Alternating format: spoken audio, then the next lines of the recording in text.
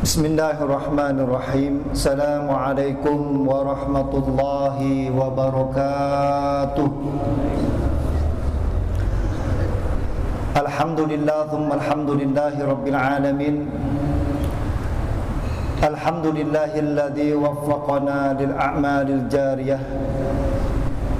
Wassalatu wassalamu wal barakatu ala khairil bariyah Nabiyyina Muhammadin sallallahu alaihi wasallam wa ala alihi wa ashabihi wa dhurriyyah.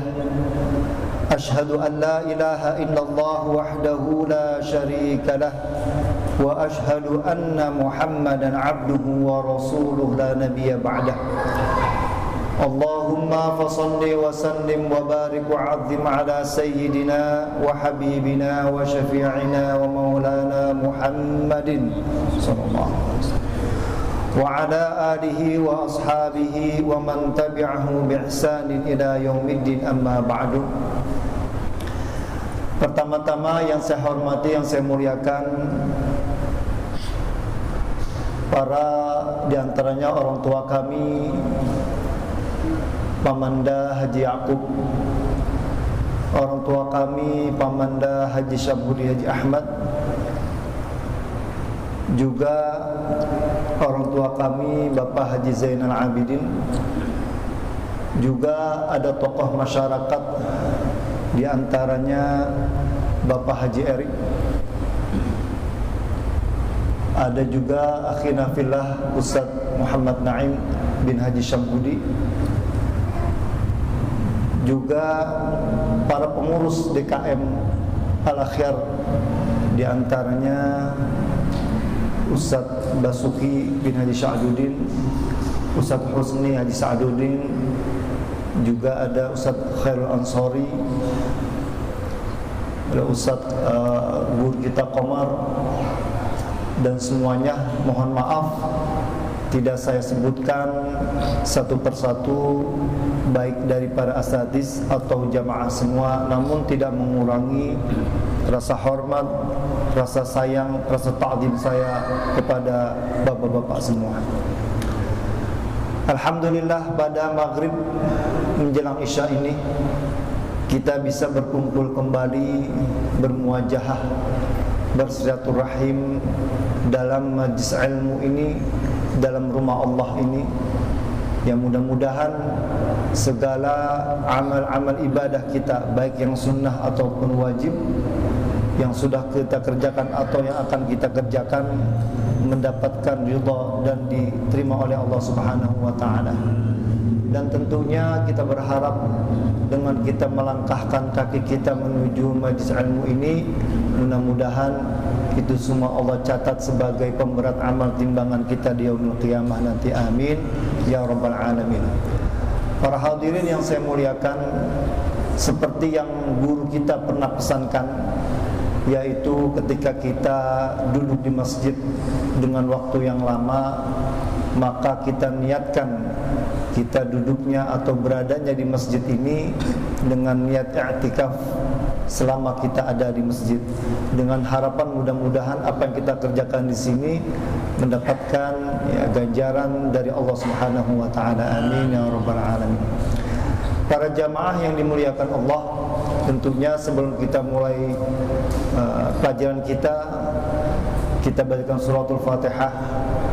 Kita niatkan Fatihah ini berkhusus untuk muwaqif wal muassis masjid ini, juga untuk guru-guru kita yang sudah mendahului kita semua, dan juga untuk orang-orang tua kita juga, dan orang-orang yang berjasa dalam masjid ini, dan semua juga untuk kita. Semoga Allah ampunkan dosa-dosa mereka dan dosa kita semua.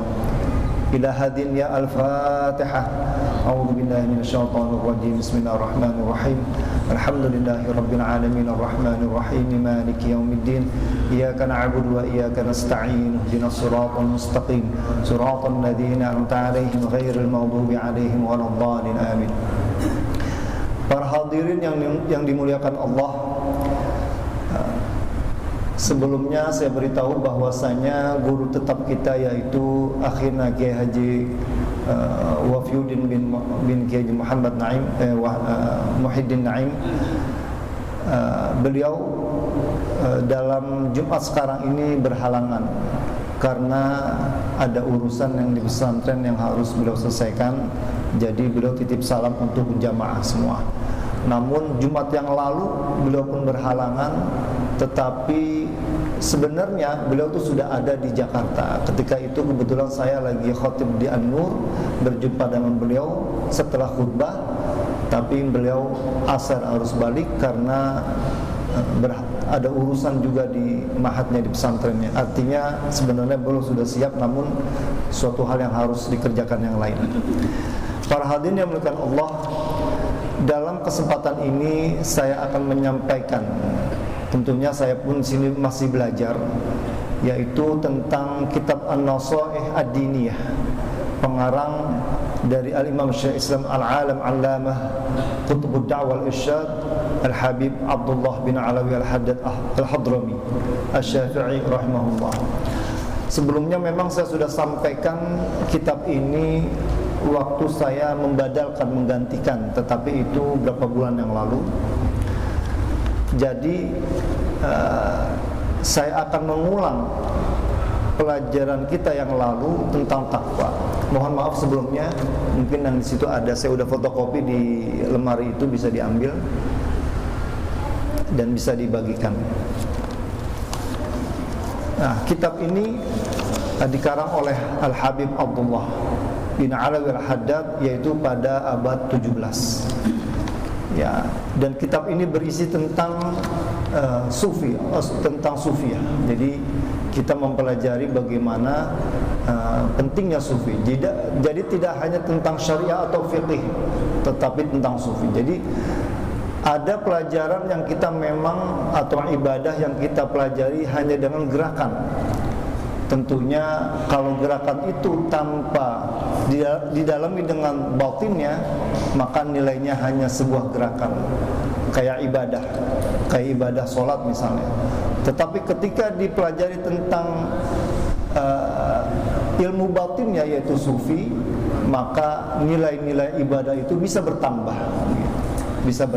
Bagaimana orang itu hanya mengerjakan bukan sekedar sholat doang gerakan, tetapi ada nilai-nilai yang harus dia serapi ketika dia beribadah, contohnya sholat. Ini tentang sufi. Jadi kita mendalami makna dari perintah Allah tersebut. Nah, silakan dibuka halaman 2 di paling akhir itu. Halaman 2 paling akhir, qauluhu ta'ala ya ayyuhalladzina amanu taqullaha haqqa tuqatih. Ini surah Al-Baqarah ayat 102. Kita mulai dari halaman 2 paling bawah dalam firman Allah. Fa qauluhu ta'ala ya ayyuhalladzina amanu taqullaha haqqa tuqatih, yang artinya wahai orang-orang yang beriman, bertakwalah kepada Allah dengan sebenar-benar takwa. Halaman 2 paling bawah. Amrun minhu azza wa jalla li'ibadihil mu'minin. Jadi ayat ini memerintahkan kepada hamba-hamba Allah yang beriman bittaqwa, untuk bertakwa. Maknanya perintah ini khusus untuk hamba Allah yang beriman. Jadi kan hamba Allah bukan di muka bumi ini, bukan kita doang, ada yang tidak beriman. Maka perintah takwa ini dikhususkan kepada hamba-hamba Allah yang beriman. Maka ayat Al-Quran ini tadi dikatakan ya ayyuhalladzina amanu taqullaha, amanu, yaitu bertakwa. Itu syaratnya, ya, ketika seorang itu menjadi beriman, syaratnya beriman untuk menjalankan perintah Allah. Artinya jika seorang itu tidak beriman, maka apapun yang dia lakukan, ya, terhadap perintah-perintah Allah, maka akan sia-sia. Mau dia beribadah 1000 kali tanpa iman, sia-sia. Mau dia bersedekah berapapun banyaknya tanpa iman, maka tidak ada gunanya. Wa ka'annahu subhanahu ta'ala, seakan Allah Subhanahu wa taala qad jama'a fit taqwa, mengumpulkan dalam perintah takwa jami'al khairatil ajilah wal ajilah. Jadi dalam perintah takwa ini seakan Allah Subhanahu wa taala mengumpulkan semua kebaikan-kebaikan al-ajilah, yaitu di dunia, wal ajilah akhirat, yaitu kebaikan di dunia dan kebaikan di akhirat. Jadi isinya perintah takwa itu kebaikan. Kebaikannya bukan di dunia doang, tetapi kebaikan di akhirat. Tsumma amara ibadahu al-mu'minina biha liyafuzu wa yadfiru bima ja'alahu fiha. Kemudian Allah memerintahkan kepadanya hamba-hambanya yang beriman untuk bertakwa agar mereka liyafuzu wa yadfiru bima ja'alahu fiha, untuk memperoleh. Nah, yafuz wa yadfir sama artinya untuk memperoleh di dalam takwa itu minal khairi, dari kebaikan, wassalahi, dari kemaslahatan, wassaadati, dari kebahagiaan, wal falahi, dari kemenangan, rahmatan bi'ibadihil mu'minin, sebagai rahmat kepada hamba-hambanya yang beriman. Lagi-lagi dikatakan beriman.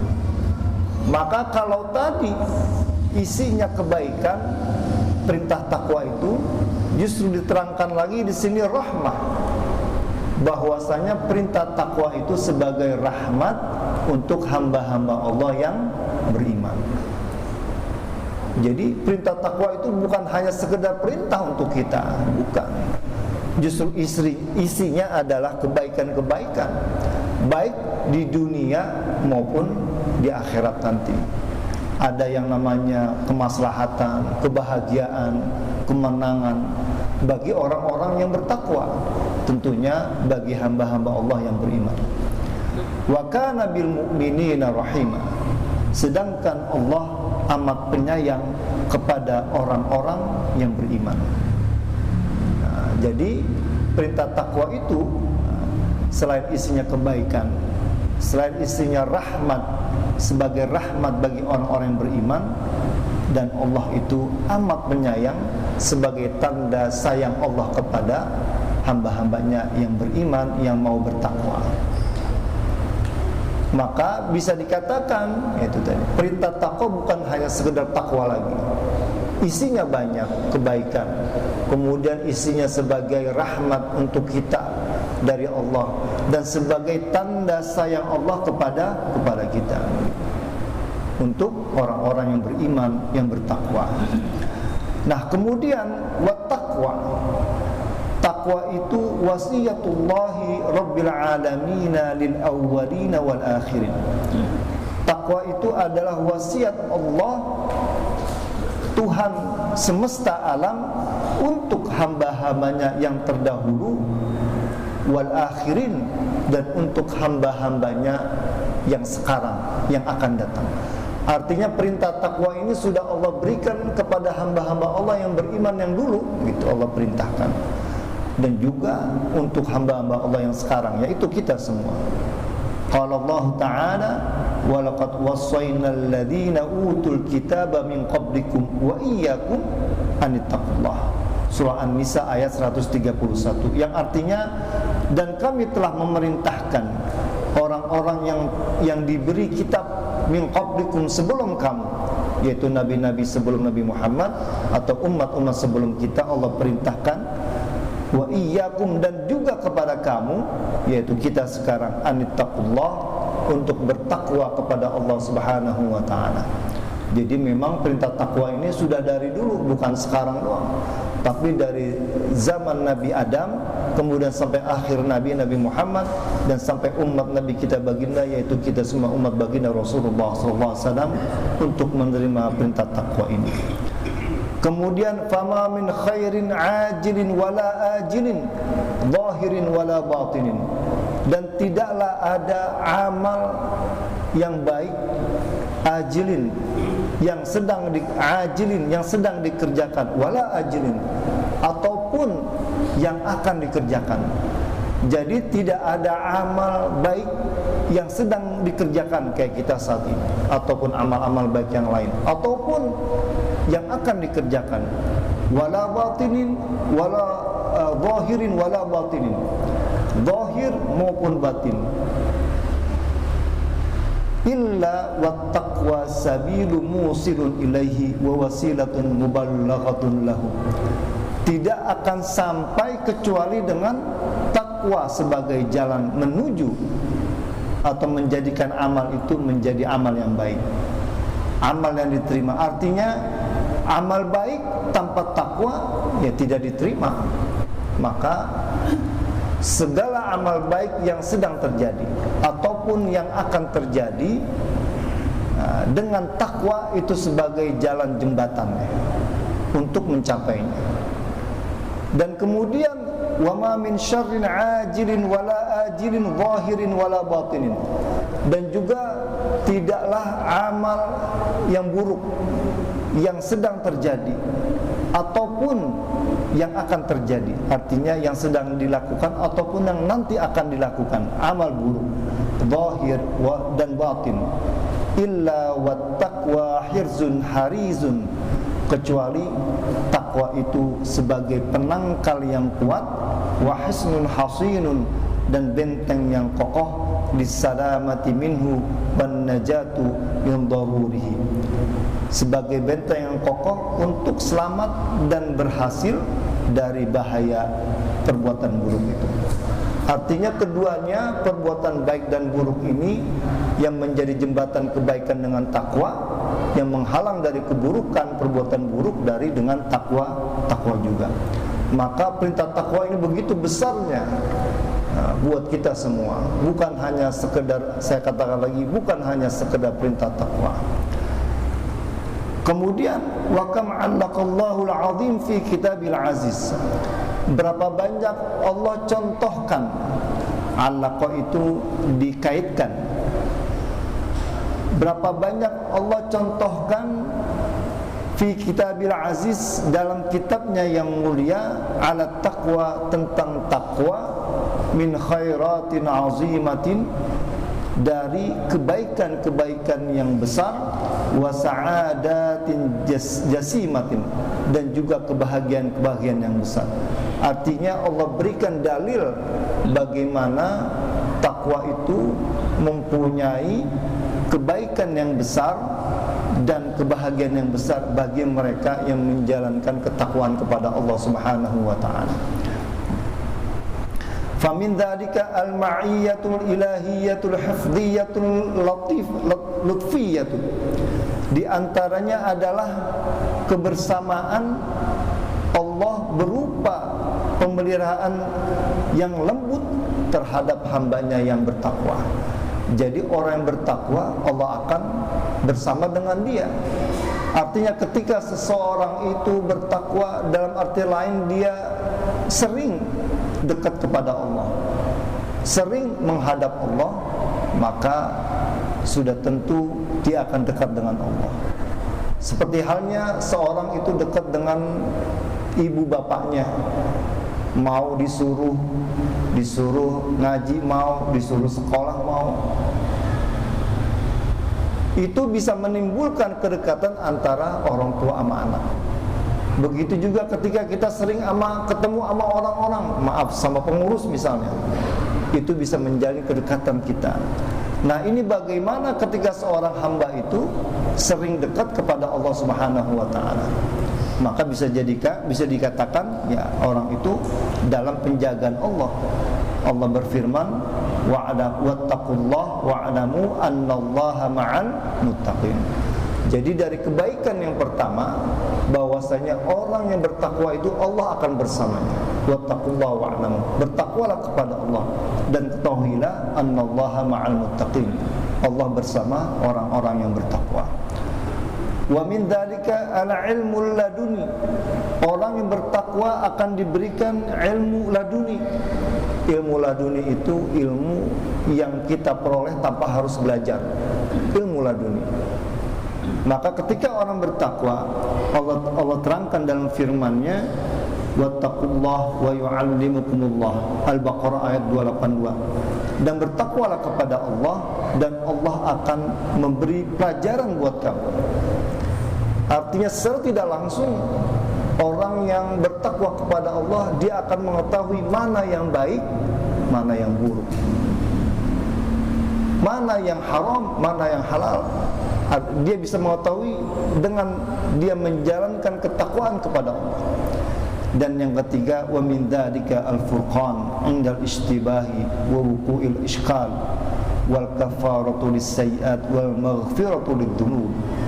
Yang ketiga, dari khairatin 'azimatin wa sa'adatin jasimatin, yaitu kebaikan yang besar bagi orang yang bertakwa, al-furqan 'indal istibah, yaitu penjelasan dalam keadaan tersamar. Wa wuqu'il ishkal, juga ketika terjadi kerumitan.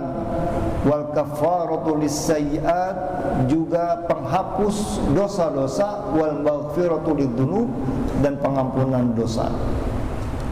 Jadi orang bertakwa itu banyak untungnya, banyak untungnya. Bukan hanya sekedar menjalankan perintah Allah, tapi untungnya itu kembali kepada orang yang bertakwa. Allah Subhanahu wa taala berfirman, "Ya ayyuhalladzina amanu in tattaqullaha yaj'al lakum furqana." Jika engkau bertakwa, Allah akan memberikan kamu furqan, yaitu ilmu yang membedakan mana yang baik, mana yang buruk. Wa yukaffiru ankum sayyi'atikum, juga akan mengampuni, menghapus kejelekan-kejelekan kamu. Itu orang yang bertakwa. Wa yaghfiru lakum, dan akan mengampuni dosa-dosa kamu. Itu untuk orang yang bertakwa. Wallahu dzul fadlil azim, dan sesungguhnya Allah mempunyai karunia yang banyak. Artinya orang yang bertakwa itu tidak hanya menjalankan perintah Allah, kebaikannya kembali kepada dia sendiri. Allah akan memberikan penjelasan, Allah akan mengampuni dosanya, dan juga menghapus kejelekan-kejelekannya. Kemudian yang keempat dari kebaikan yang besar untuk orang yang bertakwa, an-najatu minan nar, yaitu selamat dari api neraka. Itu di kitab barisan ke-10. An-najatu minan nar. Qala Allah Ta'ala, wa in minkum illa wariduha kana ala rabbika hatman maqdiya. Yang artinya, dan sesungguhnya di antara kalian, maaf, saya artinya agak ini, wa inna minkum illa wariduha, dan tidak ada seorang pun dari kamu illa wariduha, melainkan mendatangi neraka. Artinya dari setiap kita, ya, karena banyak berbuat salah dan tidak terlepas dari salah, akan mendatangi neraka. Kana ala rabbika hatman maqdiya, hal itu bagimu adalah suatu keharusan yang harus ditetapkan. Maka manusia memang tempatnya lupa dan salah. Kita akan dimintai pertanggungjawaban kita semuanya dari kesalahan yang kita lakukan. Tsumma nunajjil ladzina taqaw, kemudian kami selamatkan orang-orang yang bertakwa, wa nadarul zalimina fiha jithiya, dan membiarkan orang-orang yang zalim dalam keadaan berlutut. Jadi orang bertakwa tadi Allah sudah ampunin dosanya, Allah berikan ilmu, bisa memilih yang baik dan buruk, Allah hapuskan kejelekannya. Ditambah lagi Allah akan selamatkan dia dari api neraka. Kemudian waqala wa yunajjillahu alladhina taqaw bimafazatihim la yamussuhum su'a wa lahum yahzanun. Dan kemudian Allah menyelamatkan orang-orang yang bertakwa sebab kemenangan mereka.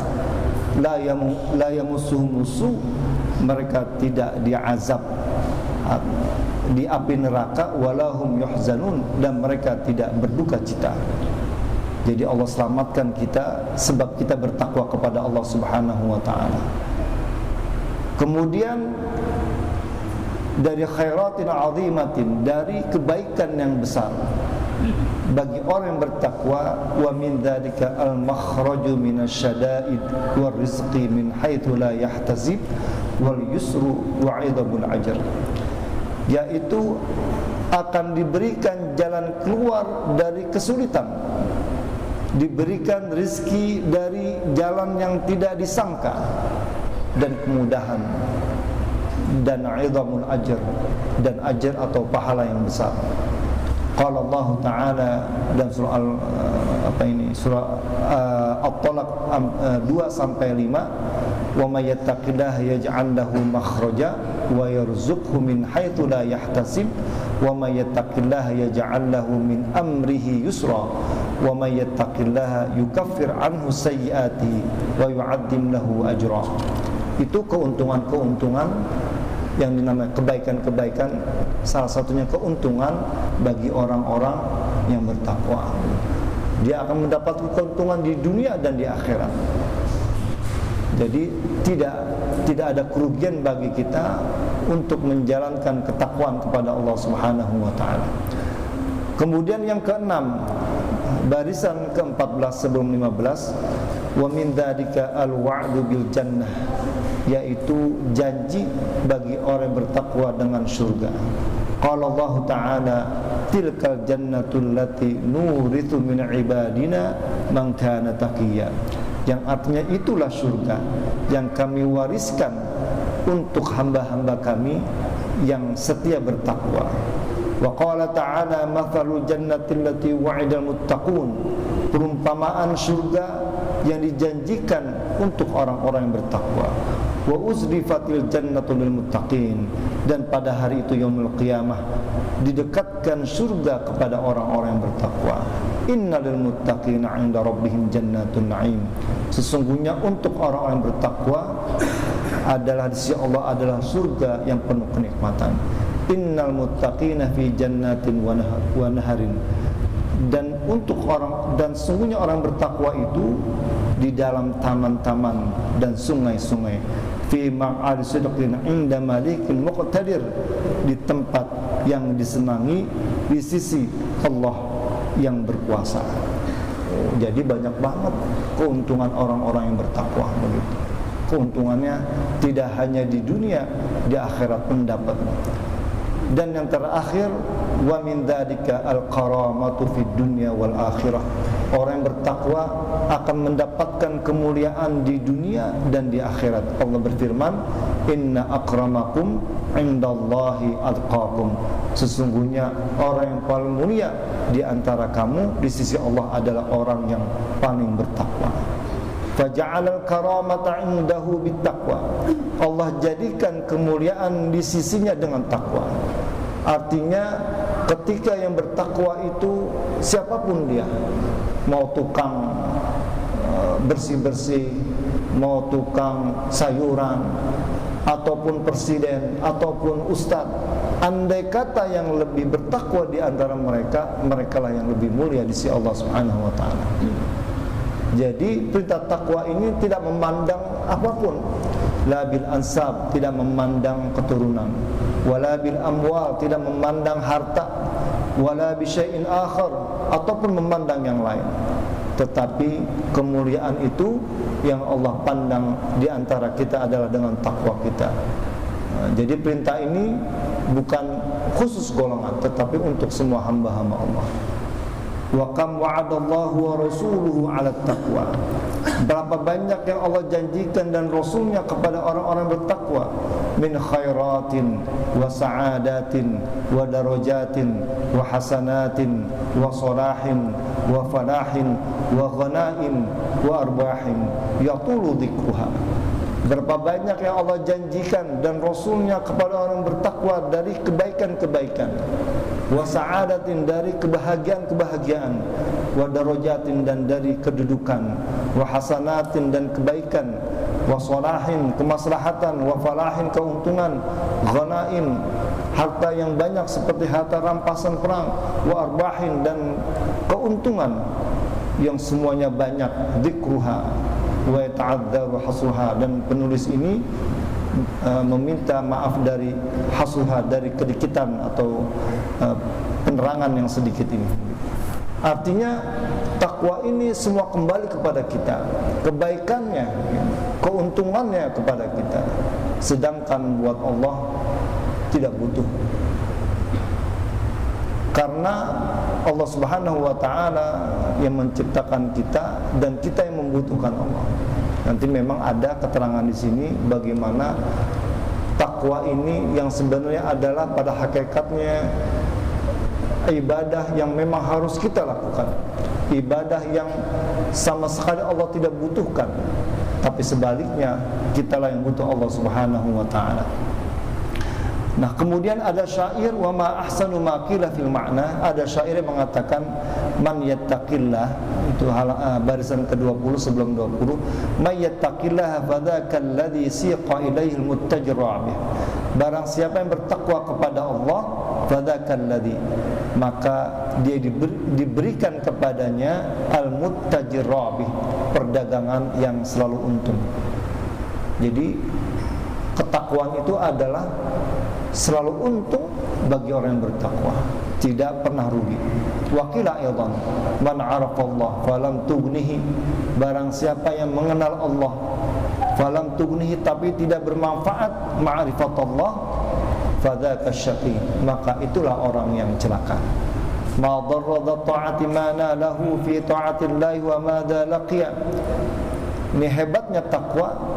Ma'darrat, tidaklah menimbulkan kemudaratan, kejelekan dat ta'ah, orang yang melakukan ketaatan, manalahu, apa yang didapatnya, wa madza laki, dan apa yang diterimanya dari fi ta'atillah, dari ketaatan kepada Allah. Artinya tidak ada buruknya orang yang bertakwa itu, baik yang didapati dan baik apa yang diterima. Kemudian yang terakhir, ma yasna'al 'abdu bi'izzil ghina, apa yang diperbuat hamba bi'izzil ghina, tentang kemuliaan kekayaan. Wal 'izzu kullal 'izzi lil muttaqin, sedangkan kemuliaan sesungguhnya adalah kemuliaan bagi orang-orang yang bertakwa. Ini salah satu adalah hakikat pertama dari orang yang bertakwa, di mana kebaikan-kebaikan itu semua tidaklah dan tidak lain baliknya kembali kepada orang yang bertakwa. Dia akan mendapatkan kebaikan-kebaikan itu, ya keuntungannya baik di dunia maupun di akhirat. Itu hakikat pertama dari orang yang bertakwa. Kemudian waqila aidan, dikatakan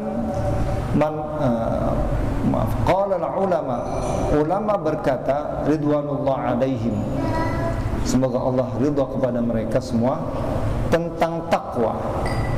At-taqwa ibaratun an imtithali awamirillahi ta'ala wastinabi nawahihi zahiran wa batinan. Para ulama berkata tentang takwa adalah ibarah, yaitu mematuhi perintah Allah dan menjauhi larangan-larangan Allah secara zahir ataupun batin. Jadi bagi yang pihak bapak-bapak atau laki-laki biasanya sering mendengar tentang perintah takwa ketika sholat Jumat, wasiat dari khatib, yaitu arti takwa adalah menjalankan perintah Allah, menjauhi larangan Allah. Ma istisy'ari ta'zim lillah, dengan menampakkan at-ta'zim, keagungan Allah, wal haibati wal khasyati wal rahbati minallah, juga menampakkan kewibawaan Allah dan rasa takut, ar-rahbah minallahi ta'ala, kepada Allah Subhanahu wa ta'ala. Jadi kalau tadi perintah takwa kebaikan buat kita, yang kedua ini ulama berpendapat bahwasanya takwa itu adalah menjalankan perintah Allah, menjauhi larangan Allah, dengan menampakkan keagungan, pengagungan kepada Allah, menampakkan kewibawaan Allah, dan juga rasa takut kepada Allah Subhanahu wa ta'ala. Wa qala ba'dul mufassirin, dan juga sebagian ulama al-mufassir mengatakan rahimahullahu, fi qaulihi ta'ala, dalam firman Allah, ittaqullaha haqqa tuqatih, bertakwalah kepada Allah sebenar-benar takwa. Mereka mentafsirkan ayat tersebut yaitu huwa ayyuta'a fala yuqsi, bahwasanya kalimat takwa itu artinya Allah itu harus ditaati dan tidak boleh dimaksiati atau dilanggar perintahnya. Wa yadhkura fala yunsa, dan Allah itu harus diingat dan tidak boleh dilupakan. Wa yashkuru fala yukfar, dan Allah itu harus disyukuri dan tidak boleh dikufuri. Wa la yastati'al 'abdu walau kana lahu alfi nafsin ila nafsihi, dan hamba itu tidak akan mampu walaupun dia memiliki seribu nyawa, artinya 1.000.000 nyawa. Jadi seorang hamba itu tidak akan mampu walaupun dia memiliki 1.000 nyawa. Wa alfi umrin, ataupun memiliki 1.000 umur atau 1.000.000 umur, ila umrihi ayyattaqillah haqqa tuqatih. Nah, ini hakikat kedua bahwasanya dari firman Allah, ittaqullah haqqa tuqatih. Manusia walaupun dia memiliki 1.000 nyawa, memiliki 1.000 umur, dia tidak akan mampu menjalankan haqqa tuqatih, takwa yang sebenar-benarnya. Enggak akan mampu. Seperti dalam saya tadi sampaikan dalam khutbah saya, jadi manusia walaupun memiliki banyak umur sampai umurnya habis misalnya 1.000 umur, 1.000.000 umur atau 1.000.000 nyawa, dia tidak akan mampu mencapai ketakwaan kepada Allah dengan sebenar-benar takwa. Kenapa? Lanjutannya, walau anfaqa jami'a dzalika fi ta'atillah, walaupun dia juga menginfakkan, menafkahkan hartanya di dalam ketaatan kepada Allah. Artinya harta yang dia miliki pun tidak akan mencapai ketakwaan yang sebenarnya. Wa mahabbihi, dan dalam kecintaan kepada Allah. Wa dzalika, karena di'azami haqqillahi ta'ala ala ibadi.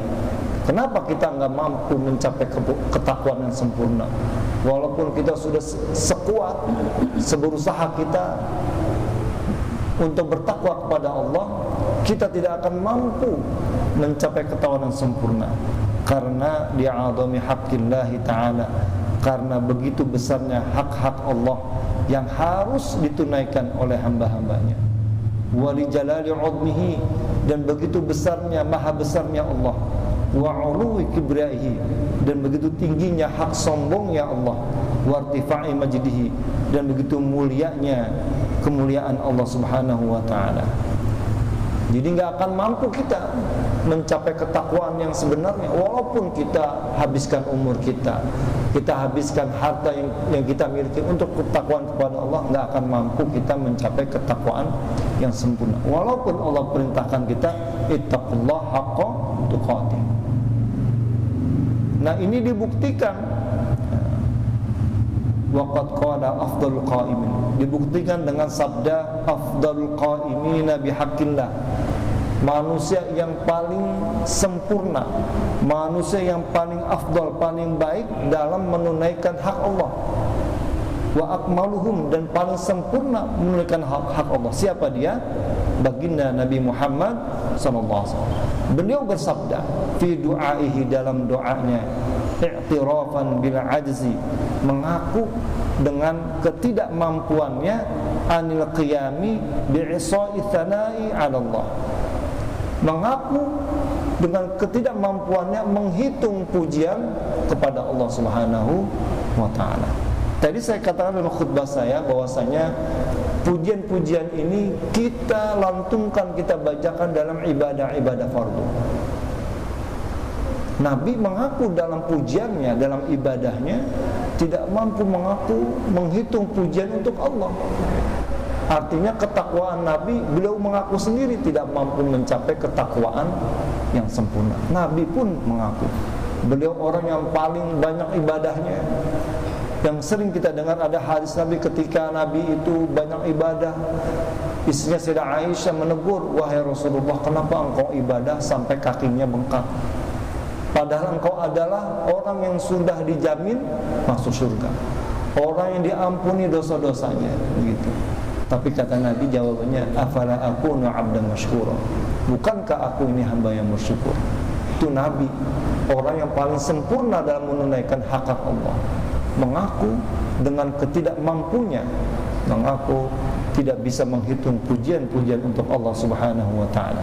Dalam doa beliau mengaku, doanya a'udzu biridhaka min sakhatik. Ya Allah, aku berlindung dengan ridha-Mu dari kemurkaan-Mu, wa bi mu'afatika min 'uqubatik, dan dari pemaaf-Mu dari hukuman-Mu, wa a'udzu bika, dan aku berlindung kepadamu, la uhsi thana'an 'alaika anta, aku tidak mampu menghitung pujian terhadap engkau, kama athnaita 'ala nafsik, yang seperti engkau memuji dirimu sendiri. Nah, pada yang kedua ini hakikatnya kita manusia harus tahu dari perintah takwa ini bahwasanya kita ini diciptakan oleh Allah sebagai hamba untuk beribadah kepada Allah. Wa ma khalaqtul jinna wal insa illa liya'budun. Mau tidak mau kita sebagai manusia, sadar atau tidak sadar, bahwasanya kita diciptakan ini untuk menyembah Allah, untuk memuji Allah. Kadang-kadang manusia ada juga yang kepalanya keras kepala. Maka kalimat kafir itu adalah kesombongan yang tidak mau menerima agama Islam. Sedangkan manusia ada yang tidak sadar bahwasanya dia diciptakan untuk menyembah Allah Subhanahu wa taala. Artinya dalam hal lain, ketika dalam doa Nabi ini dikatakan kama athnaita 'ala nafsik, sebagaimana engkau memuji dirimu sendiri. Jadi sadar tidak sadar Allah jadikan diri kita ini makhluk-makhluk yang memuji Allah, makhluk-makhluk dengan perintah-perintah Allah dari ketaatan untuk menyembah dan memuji Allah Subhanahu wa taala. Tapi justru ada manusia yang tidak sadar, yaitu dengan kekafirannya.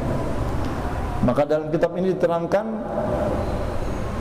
wa qad balagna anna lillahi malaikah, telah sampai kepada kami riwayat, ini riwayat hadis Bukhari Muslim, bahwasanya Allah itu punya malaikat, lam yazalu mundu khalaqahumullah, semenjak diciptakan malaikat itu, di awal dari penciptaan mereka, fi ruku'in wa sujudin wa tasbihin wa taqdisin. Malaikat ada yang dalam posisi Allah perintahkan ruku, Allah perintahkan sujud, Allah perintahkan untuk bertasbih, wa tasbihin wa taqdisin, dan mensucikan Allah. Allah perintahkan. Artinya kalau Allah mampu memerintahkan malaikat seperti itu, apakah Allah mampu menjadikan atau berkehendak kita seperti malaikat? Buat Allah tidak ada yang tidak mustahil. Bagi Allah mampu menciptakan kita seperti malaikat. Tetapi pada akhirnya kita diberikan Allah, yaitu berupa akal dan nafsu. Allah ciptakan malaikat walaupun dari cahaya tapi nggak ada nafsu. Allah ciptakan setan, Allah ciptakan hewan tapi tidak ada akal, tapi punya nafsu. Tapi Allah ciptakan manusia dengan akal dan nafsu.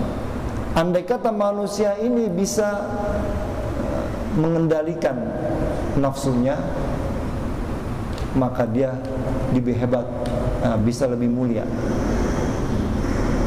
Kemudian andai kata manusia ini bisa mengendalikan akal dan nafsunya, lebih hebat dari malaikat.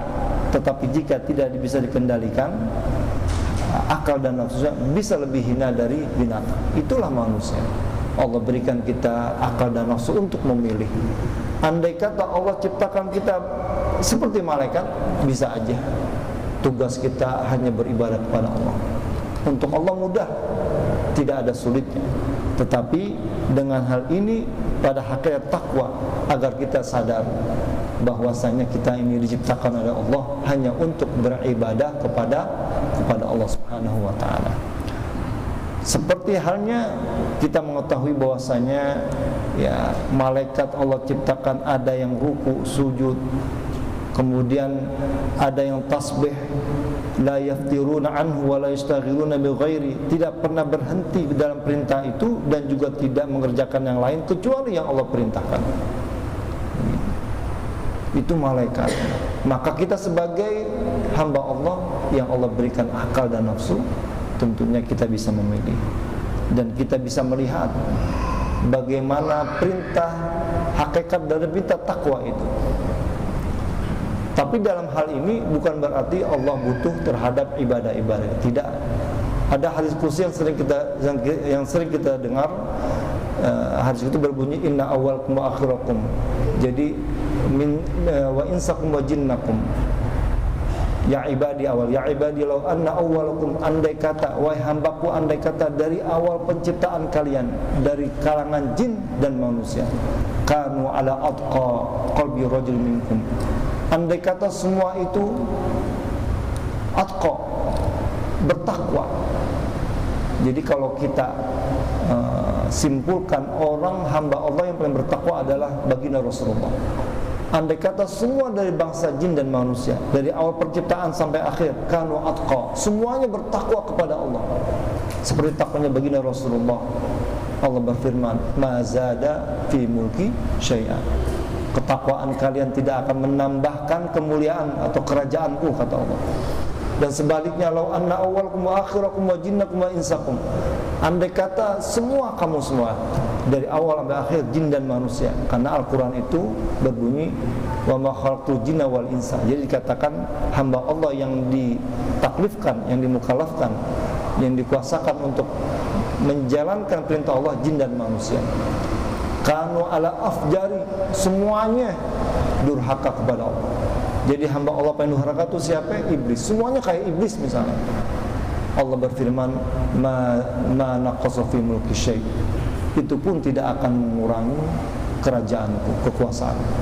Artinya ibadah, kalau yang tadi yang pertama bahwasanya takwa itu baik kepada kita, hakikat yang kedua bahwasanya perintah takwa itu kita harus sadar kita ini ciptaan Allah dan kita harus sadar bahwasanya Allah tidak butuh ibadah kita. Jadi semua ketakwaan manusia dan jin dari awal sampai akhir ataupun kedurhakaan mereka dari awal sampai akhir itu pun tidak akan mengurangi ataupun menambah kekuasaan, kerajaan, kemuliaan Allah Subhanahu wa taala. Gitu. Jadi bagi kita yang sadar bahwasanya takwa ini adalah suatu kewajiban. Ada orang yang masih enggak sadar, masih meremehkan perintah Allah, menjauhkan perintah Allah, malah melanggar larangan Allah dan lain sebagainya.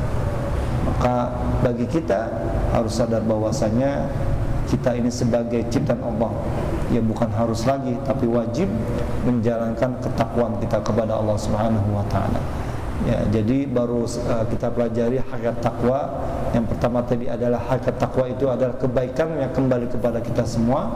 Yang kedua, hakikat takwa adalah bahwasannya kita ini adalah hamba Allah. Kita yang butuh Allah, bukan Allah yang butuh kita. Ya, mungkin dari saya sekian. Mungkin kalau ada yang mau nanya tentang masalah takwa ini.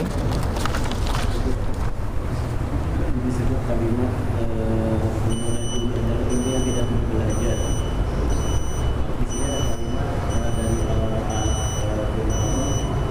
Allah Taala, "Wattaqullah wa alamu annallaha ma'al muttaqin." Dan dari ilmu itu buat siapa? Jadi ilmu laduni. Ilmu laduni tadi kita katakan ilmunya tidak jadi pakai belajar lagi. Di sini laduni ini untuk siapa? Kalau dibilang orang yang bertakwa, orang bertakwa itu kan pasti belajar untuk mengenal Allah, yang belajar. Nah, yang bisa ditanyakan adalah ilmu laduni yang tanpa belajar untuk siapa? Ya. Jadi ayat ini sebenarnya memang tentang berhubungan tentang hutang piutang di sini. Hutang piutang yang harus dilakukan, dicatat bagi mereka yang bertakwa. Artinya tidak melanggar tentang terjadinya hutang piutang ini. Jadi ketika orang yang bertakwa itu sudah mengetahui mana yang baik, mana yang buruk, maka dia harus melakukan hal-hal tersebut. Maka dengan bertakwa ada semacam ilmu yang bisa dirasakan ya ketika kita bertakwa, artinya kita dekat dengan Allah. Kita tahu mana yang buruk, mana yang baik, mana yang batil, mana yang baik dan sebagainya. Jadi dengan bertakwa itu setidak-tidaknya orang-orang yang bertakwa itu mendapatkan ilmu, mendapatkan pengetahuan yang memang dari dia mendekatkan diri kepada Allah gitu. Ya, sebagai contohlah orang yang rajin sholat misalnya, tentu hatinya itu berbeda dengan orang yang tidak rajin sholat. Maaf nih, mungkin orang yang rajin sholat lebih tentram, lebih tenang, lebih bisa mengendalikan dirinya. Karena dengan cara dia sholat, mungkin dia bisa menenangkan hatinya, bisa mendapatkan sesuatu yang bisa mencerahkan untuk berbuat sesuatu yang baik gitu. Seperti hal inna sholata tanha 'anil fahsya munkar, sehingga salat itu mencegah kepada keburukan dan kemungkaran. Seperti itu. Jadi dengan dia rajin ibadah, yang enggak salat doang, enggak. Jadi kan takwa itu menjalankan perintah Allah, menjauhi larangan Allah. Maka dengan dia bertakwa, ya setidaknya dia bisa mengetahui apa-apa yang baik dan apa-apa yang buruk. Mungkin itu yang bisa saya jawab dari gitu. Kalau dilihat begini, di sini kita kayaknya berat banget ini ya. Untuk perintah takwa ini. Untuk takwa. Jadi kita larinya fattaqullah mastata'tum jadinya.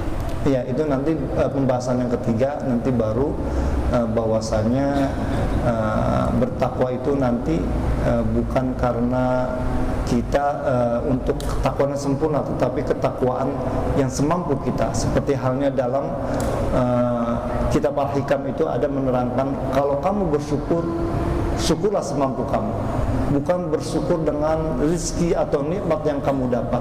Andai kata kita diperintahkan bersyukur dengan nikmat yang kita dapat, maka kita tidak akan mampu, karena begitu banyaknya nikmat itu. Nah, ketakwaan itu pun begitu, kita tidak akan mampu ketakwaan yang sempurna, karena itu tadi hak Allah begitu banyak yang harus kita penuhi. Maka itu tadi mastata'tum, maka ada yang mengatakan semampulah kamu bertakwa dengan kemampuan kamu gitu. Karena itu tadi kita kembali kepada Allah, bahwasanya ya Allah yang maha sempurna, Allah yang maha mulia, maha agung, sehingga ketakwaan kita yang nggak akan mampu sampai ketakwaan yang sempurna. Sedangkan Nabi aja sudah mengakui ketidakmampuannya dalam ketakwaan yang sempurna. Jadi bukannya berat, jadi ini sebagai dorongan buat kita untuk terus menjadi hamba-hamba Allah yang bertakwa, tidak melupakan perintah Allah, tidak menjauhi perintah Allah dan lain sebagainya dari perintah takwa ini begitu. Bagaimana? Sudah, baiklah. Ya, mudah-mudahan apa yang saya sampaikan ini bermanfaat. Ya, mohon maaf kalau ada salah. Syekhna qadha.